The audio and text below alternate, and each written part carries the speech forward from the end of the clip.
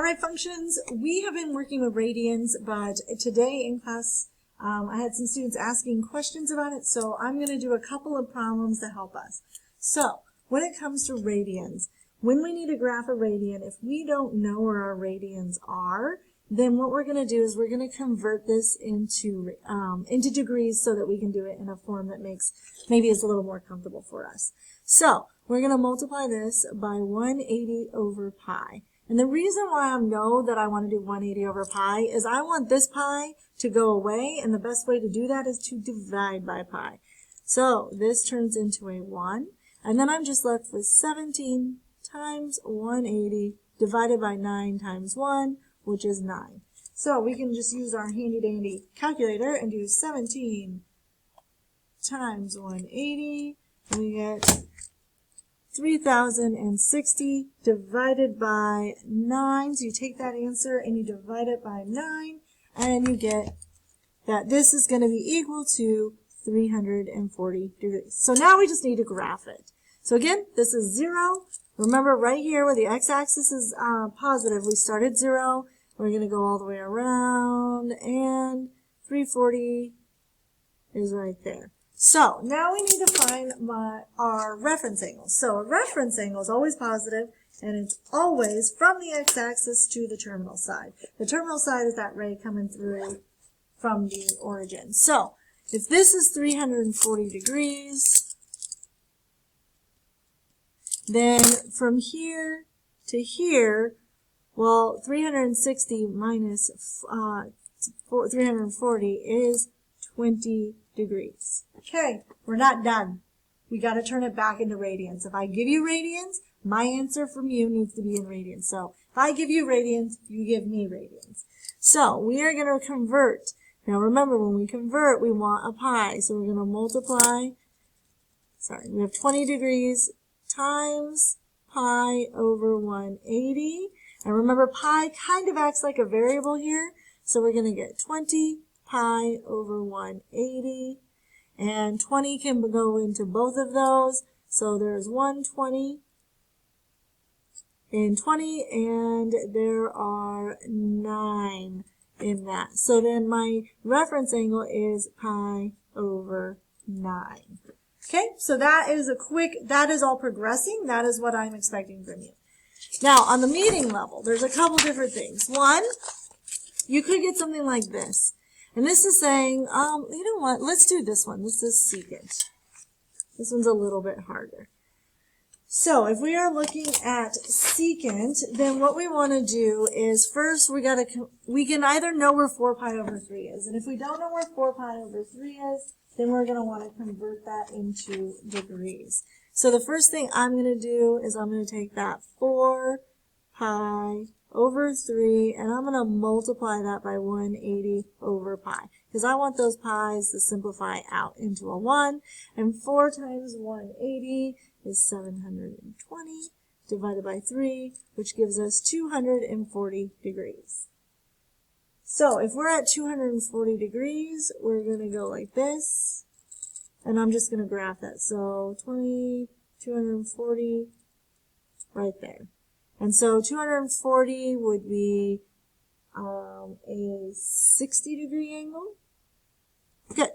Okay, so that's as far as I've gotten. That's all I'm doing because I'm trying to figure out what my angle is. So if I know that that's 60 degrees, then all I have to do now is figure out what are my side lengths. So I always go to the x-axis, and my thing says 60 degrees, so this is -1.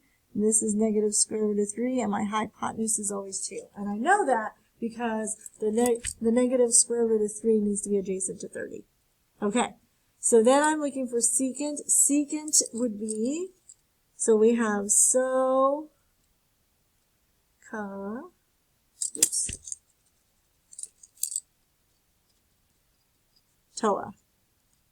right? So SOHCAHTOA, and since SOHCAHTOA, secant is the reciprocal for cosine, that means I'm going to have hypotenuse over adjacent. So my hypotenuse is 2 over -1, which simplifies to -2. And then that's my final answer. So that's how I do that one.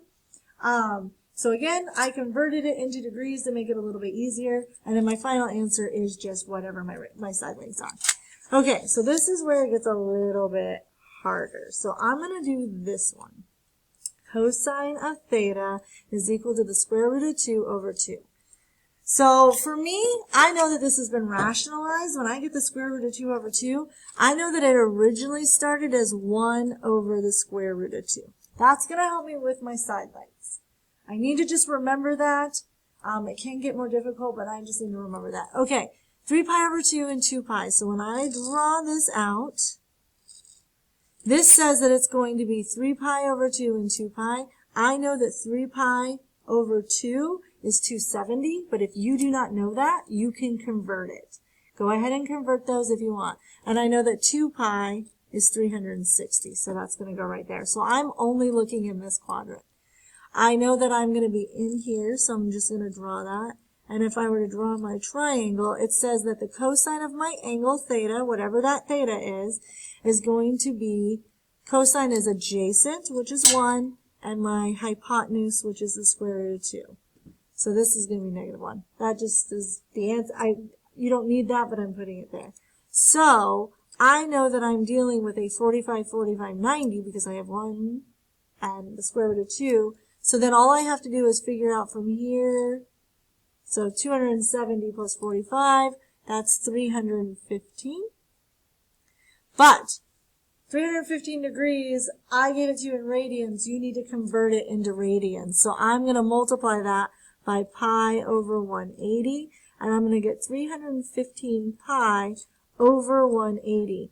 Now, the quick trick that I've taught in class is, if I know my reference angle is 45, then that means 45 is going to go into both of these numbers evenly. And if I know that 45 is half a quadrant, I have 1, 2, 3, 4, 5, 6, 7 of them.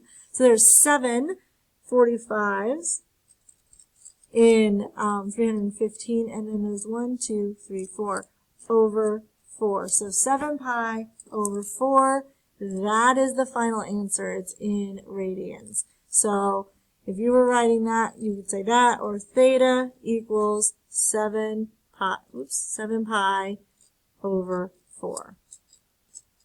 Okay? So 7 pi over 4, that is the final answer. If I give it to you in radians, you need to give it back to me in radians. Make sure you're doing the right thing. So we have secant here, which is going to be that hypotenuse over adjacent. Then you want to convert that, so you know that negative 2, that's really going to be 2 over 1, or 2 over negative 1, depending on where you're at. This is going to tell us what quadrant we're in. So this is actually easier than the degrees, because in the degrees when we were doing it, on the front side of this page, right here, we needed to know where sign was where sign was negative, and then we had 2 different answers that satisfied each one. So these ones are a little bit easier because it's giving us 1 quadrant, and we only have to deal with that, and we only get the 1 answer. Okay, so if you have any questions on that, please come to school early. I'll be here at 8, or I'm in a meeting, so I might be available around 8 a.m. Otherwise, you'll have to catch me during passing time. And I should be available after school today, but nobody came. That's why I'm making this video. And otherwise, as soon as you come in, you're going to turn your phones into a box, and then you're going to get your test. Remember, there's no calculator on this test other than that 4-function calculator. If you have any questions, please let me know. I will see you all tomorrow. Bye.